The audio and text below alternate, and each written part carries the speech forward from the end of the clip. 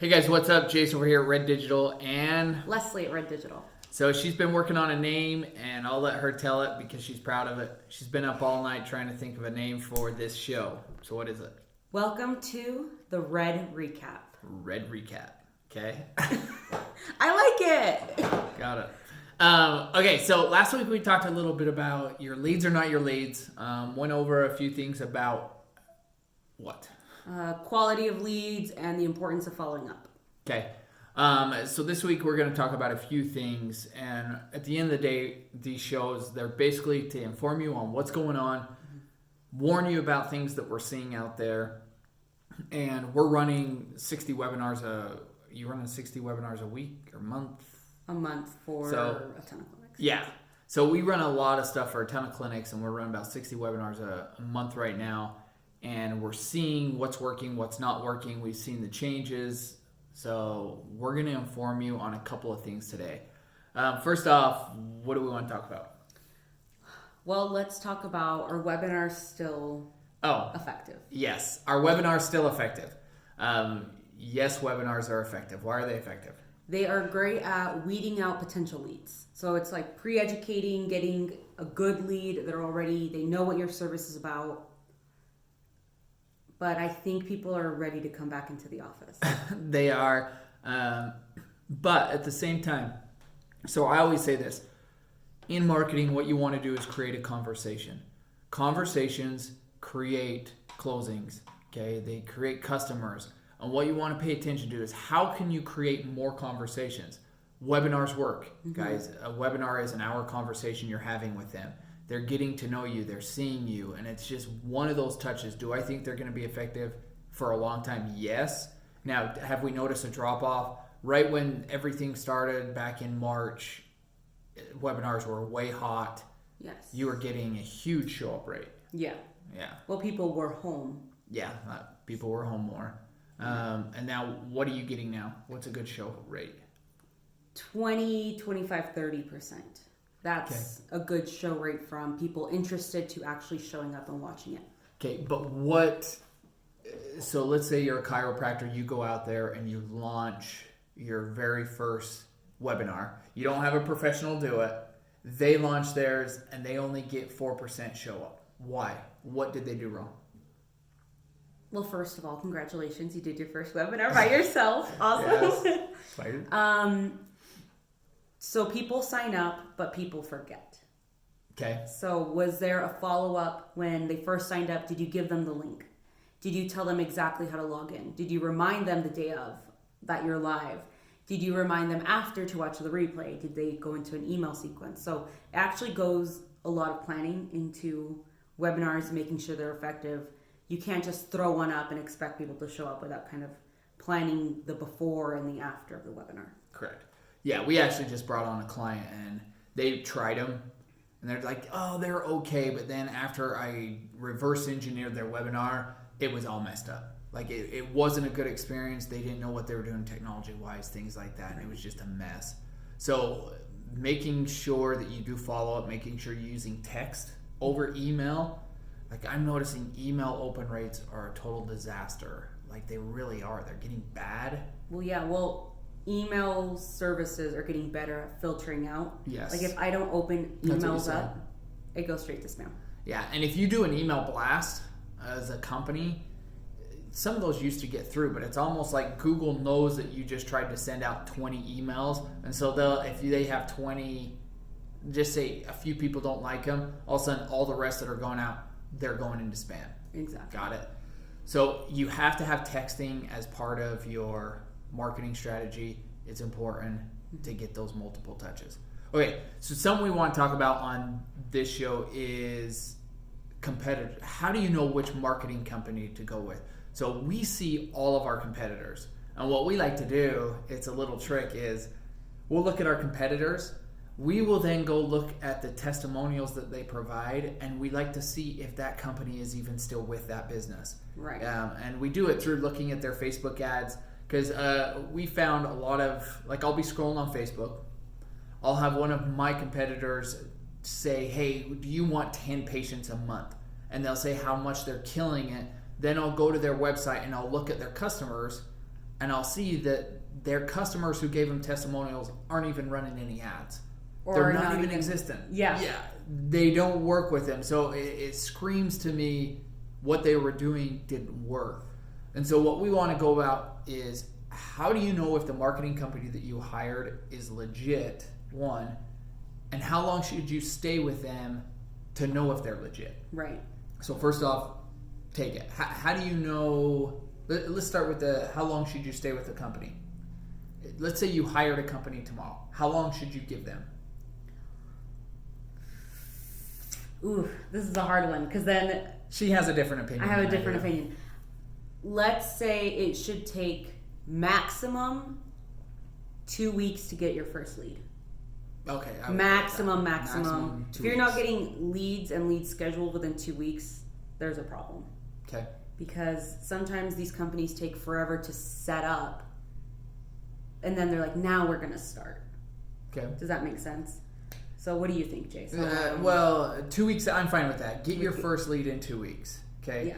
What happens if on month 1 it bombs? What should they do? I think readjust. Okay. Agreed. Readjust. Readjust. Check what's the funnel, what's the patient, what's the lead seeing. But I think 3 to 6 months, if you're not getting results, is a good chunk of time. Good. Because I feel like by then you should have email sequences built out. You should have multiple different avenues to get leads.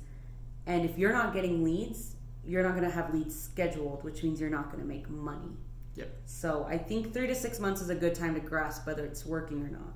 Okay. But I actually agree. 3 to 6 months is a good time. If you have somebody that starts and they're terrible, you'll get that feeling right off the bat. But there are some of these things that take time to get momentum.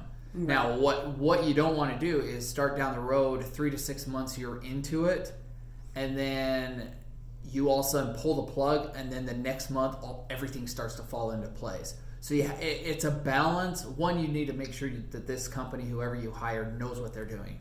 Okay, feel free to call their customers, get some references from them. Exactly. Look at what they do. Now, something we don't do as a company, I don't like to go out there and post all of our clients on there because of the very thing that I do. I then go out there and I can pickpocket other people's clients. Okay, Yeah. so I stay away from that, but you can ask for references, you can get other people. That's something you may want to do. And then on top of that, if they start generating you good quality leads, great, scale. And I look at some stuff. If you're going to do radio ads, how long should that take? That could take months. right. That really can. What's a typical, I guess, life cycle of a client? Let's say they show up for a webinar. When do you expect to close them into a cash paying client? Let's look at your schedule. How far out are you scheduled? So if you're Okay. scheduled out more than a week and a half, 2 weeks, that's going to take longer because then it's their consult. Then they have to come back for an ROF. Then they have to come back for a closing. So I like to close people from their free consult. The next day do the ROF unless they have blood work. It should take less than a week. Less than a week. Okay. But then how long did it take to get them scheduled in? Okay, that's another thing you have to look at is if you have knee pain, some of these people could be watching you for months. Right. Like I can't express how important it is to be following up all the time, multiple touches, because somebody could register for a webinar. They might not show up, but 6 months down the road, they're in your office. Okay, so pay attention to all of these things you need to have in place. I feel like a lot of medical, they get so caught up in the now. Right. I want appointments next week. I want appointments next week, that they abandon the long term. Exactly. And those long-term people are way more educated. They are more willing to pay more. Yeah. And so I think it's about getting clients and patients in as soon as possible, but then planning for that long game. Yeah. Yeah. Because when everything starts to flow together, so if your marketing company or you as a company you want to have Facebook ads going. Right. That's a no-brainer. Okay. Always, always, always have Facebook ads. Don't quit on them. I could find hundreds of chiropractors, regen medicine doctors that don't even have Facebook ads. Bad. Get your Facebook ads going. Instagram may or may not be your best resource as Facebook, but have those running. Get some YouTube ads up and running, remarketing only. Google ads is a no-brainer. You need to be running Google ads. Okay, and all these things need to be tracked. You need to have conversion in place, and you need to run it for a long time. Sorry. Go ahead, Les. So another thing is, do you know how many leads you're getting from different resources? So sometimes it's, well, how many leads did I get? Well, your marketing person should have the answer and tell you how much it costs and everything right off the bat. But also, where are those leads coming from? Because if you're spending $1,000 on Facebook and you've closed 2 of those deals, but then you've gotten on Google, spend $1,000, you've closed 5, you have to readjust and allocate your funds. Yes. Allocate your funds where you're at. But that doesn't mean you stop using Facebook. No, it means you just allocate the funds until you get better at the Facebook ads. Correct. So it's what a lot of you guys do is you start down a path, it doesn't produce for you, you turn it off. Okay, Google Ads always will get you an ROI. Always. You just need to spend the right amount of money and be on the right keywords. And you be tracking right. Yeah, you have to track. You have to track your phone calls. And a lot of you guys aren't doing that. 90% of you aren't doing that. So you want to have all of these avenues running, because eventually what happens is when they all start working together and you got them all dialed in, you're on a huge growth path. Okay. Right. And we always are fighting this with everyone. We're like, hey, just trust the system. As long as you have it set up correctly, allow it to run 6 months to a year, you are busy, and you'll be like, where's all this coming from? Well, it's coming from work you did 6 months ago to a year, and now it's all firing on all cylinders. Right. Okay. Exactly. So remember that. What else, Leslie? What do we want to talk in the red recap? Red recap is our, just kind of following up from last week about how important it is to be following up. I had a conversation with one of my lead schedulers. Oh, okay. And I told her, you haven't called these leads in a day or 2. Get on the phone. And she scheduled, Jace, 14 people. 14 people by getting on the phone. In one day. Okay. She just sat down, went through the list of leads that we got her. She scheduled 14, and the cost per appointment is only $10. Yeah. They could have literally sat there for months and no one would have called them. Yeah. And that is something we notice with our offices. The fact that they will tell us that the leads aren't great, and then we look into them just like you did, and it's like, you guys aren't calling. It's such an easy task, but very few of you are doing that. We're telling you, call the leads. If you have to hire somebody else just to call them, do it, because how much are these people going to make? 14 appointments, $10. They close cost. 90% of these because it's insurance, Medicare approved, and they make like $6,000 off of each of these. Yeah. So it's worth it if you can get a good scheduler to just call. Yeah. I even have doctors calling. Yeah. That's how good these leads are. And it's something we've done here in our office. If we have a practice that's struggling, we turn around and tell the project manager, just call the leads. I've called over 150. Yeah. And I've closed them over the phone. It's not hard. It's just doing it. Yep, totally. Okay. So if you have questions, hey, if you like our show, like it, subscribe. We put this out there everywhere, but we want to keep doing these. We want to keep informing you guys on what's going on. Leslie and I, we're going to be setting up a conference where we want you guys to come to one of our conferences where you can learn about everything we're doing. On top of that, we'll sometimes go speak at conferences. We got one for July. So as things start going back to normal, we'll like to get out there more. But if you like our stuff, let us know. If you have questions, let us know. I mean, we'd be happy to answer them for the next show. Of course. Okay. In the meantime, keep marketing. Okay. Peace.